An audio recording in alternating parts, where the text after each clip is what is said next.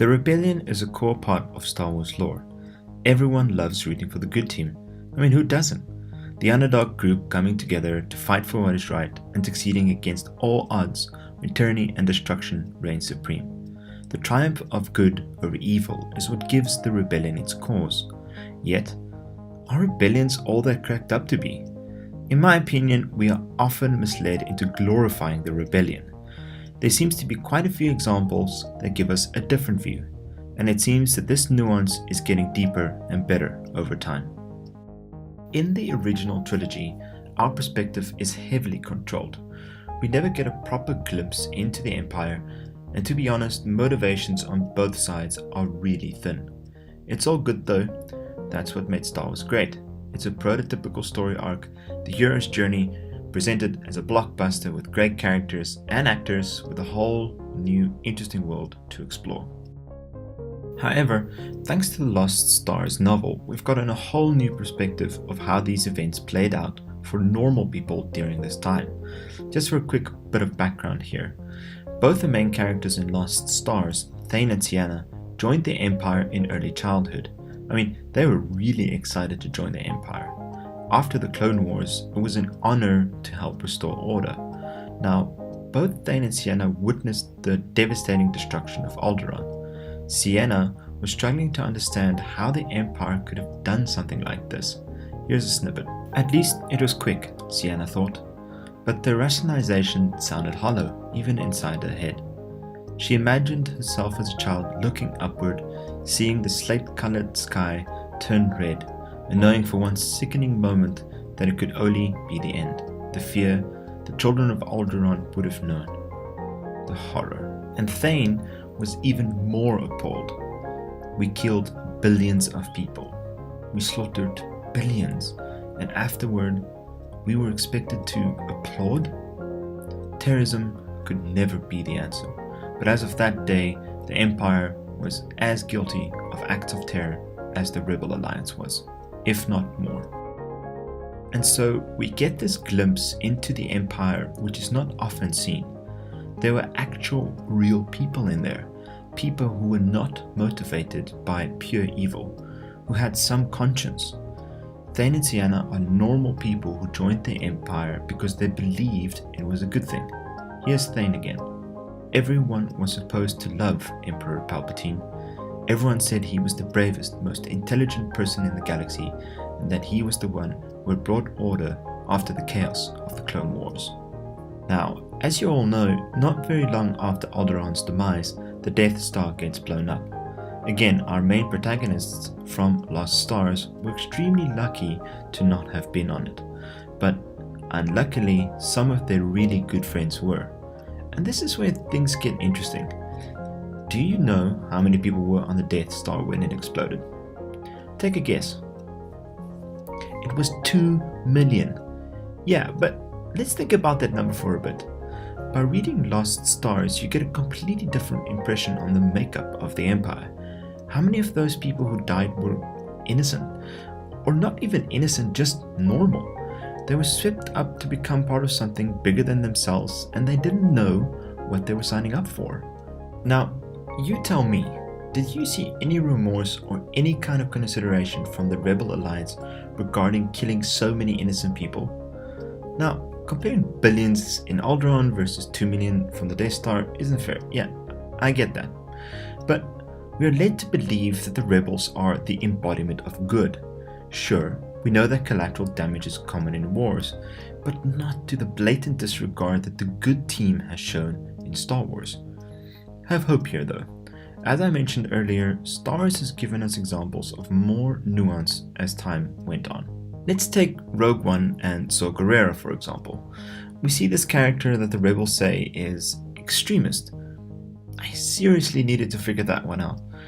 If you struggle to see that from a certain point of view the rebels as terrorists, then Saw Gerrera should definitely be seen as one.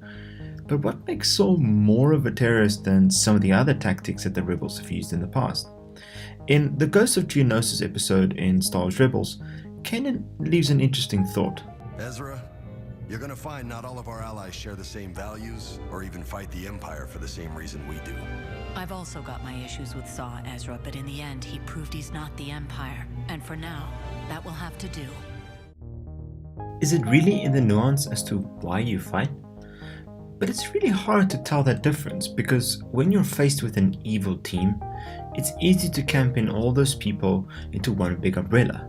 If we have one bad person, then everyone on that side must be bad too, right? But at a higher level, we can see that Saw and the Rebel Alliance fight for some of the same reasons.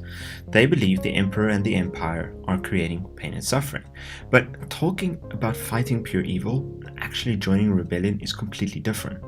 Which is why I can see that if you're on the good side, sometimes crazy terrorist tactics is the only way to achieve justice.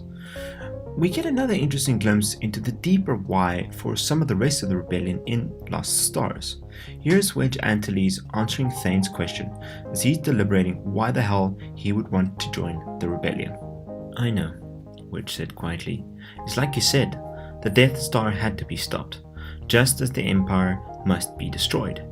If that's going to happen, some of us have to get blood on our hands. We have to be willing to kill and willing to die. It's not easy and it will never be. But I can tell you this much, Thane. It's easier than standing by and doing nothing. It's great that you have people like Wedge, but let's be honest here. Putting your life on the line is not something you just do. You have to be really, really convicted to do something like this. And in my view, unless you're born with some incredible sense of justice, you have to have experienced something very intense for you to join something like this. Here's Thane again. He had never thought of himself as fighting for anything. Thane had joined the rebellion to fight against the Empire, not for the restoration of the Republic or any of the other grand schemes people talked about. Fighting against the slavery of the Bodachi and the Wookiees meant fighting for individuals to have the right of self-determination. Fighting against those who had callously and brutally destroyed Alderaan meant fighting for every other inhabited world in the entire galaxy. That seems pretty legit to me. Thane witnessed some terrible things. All the much for him. But one thing I miss still is the non-partisan choice. The galaxy is huge. Why not just go find a cool corner for yourself and wait until both sides are done destroying each other, killing innocent people left, right and center? Or it's just unnecessary. Being neutral has its value when you believe that both sides are corrupt. Again, the nuance in this view only came much later. We have Duchess Satine, for example, who during the Clone Wars remained neutral. She was a staunch pacifist leader of Mandalore. A peacekeeper belongs on the front lines of conflict. Otherwise, he wouldn't be able to do his job. The work of a peacekeeper is to make sure that conflict does not arise. Yes, a noble description, but not a realistic one. And then we had one of the most nuanced Clone Wars episodes arcs I've ever seen, the Lurman arc. The Jedi are stranded on a planet but unfortunately bring war with them. They encounter a peaceful colony of Lurman, a peaceful race led by a pacifist leader T-Watka who preaches non-violence and non-aggressive resolutions. In the end, the Jedi help the colony to fight the separatists. Here's the conclusion. Thank you, Wag-2. Thank you. Our village would certainly have been destroyed without your protection. Father, I was just offering the Jedi our thanks.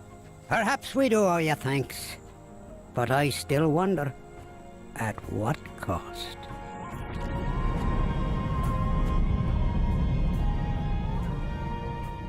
There's a whole essay on this episode alone. The key nuance is, will you remain neutral even when your own livelihood is at stake? In my mind, that's even harder to do than to join the fight. We don't see these moments very often in Star Wars. We see a lot of fighting and politics though. In the political side of things, it does seem to be a bit more considered. Let's take Mon Mothma as an example. She spent years trying to fight the Empire in the Senate, but eventually she just couldn't anymore. I've spent my life in the Senate, trying to do good, to preserve the rights of the people. And we are grateful. A little good it's done. The Emperor has crushed freedom over the years, bit by bit. I've opposed him where I could, but I've begun to see that the fight cannot be won in the Senate. The stakes are a bit higher out here on the front lines. Instead of being outvoted, you're outgunned. Life or death. It's a new experience, being on the run.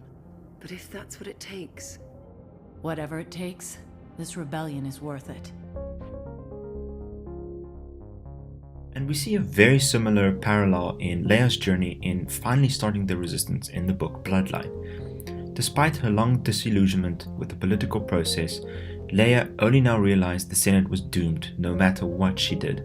War had become inevitable. The sun is setting on the New Republic, Leia said. It's time for the resistance to rise. So, joining a rebellion is complex. You could be motivated by justice and also anger or even pure frustration through years and years of trying to enact change. To do something so risky as to risk your own life is hardly motivated by feelings of pure goodness or happy bonfires. But let's bring this back to reality for a moment. How many times in your life have you considered a rebellion to be on the good side? Rebellions don't happen that often anymore, but let's say something a bit more toned down, like riots and protests, which often turn violent. Star Wars gives us a false sense that rebellions always use violence in good ways to achieve results, though the act of violence is sometimes justified. And that's perhaps where Star Wars should make us think. If people are willing to put their lives on the line for some cause, perhaps there's something there, like an evil emperor. It is a cliche that the difference between a freedom fighter and a terrorist is purely perspective, and sometimes in hindsight, history too. In Star Wars, most of the times we are given a bubblegum version of a rebellion, and thank goodness things have gotten a bit more nuanced over the years. So what I told you was true, from a certain point of view. A certain point of view? Luke, you're going to find that many of the truths we cling to depend greatly on our own point of view. The tricky part of all this, as a viewer, we knew that the Empire was run by an evil man. But not every single person in the Empire did. And so, it was easy to place the rebellion on the right side. But in the story itself, from the character's point of view, this view is much more confusing, as evidenced by Thane and Sienna. I sometimes ask myself, would I ever be able to kill and die for a cause? Probably not, but it does make me think that there might be a good reason out there, and all you need is that catalyst and a little bit of hope. Thanks for watching. What do you think? Has Star Wars glorified the rebellion? Do you feel things have gotten a bit more nuanced? Would you die for a cause? Let me know. Also, I'm going to start doing a video series like this that takes things from a different point of view, go a little bit deeper into things, and maybe think things through a little bit more. Let me know what you think. And again, thanks for watching.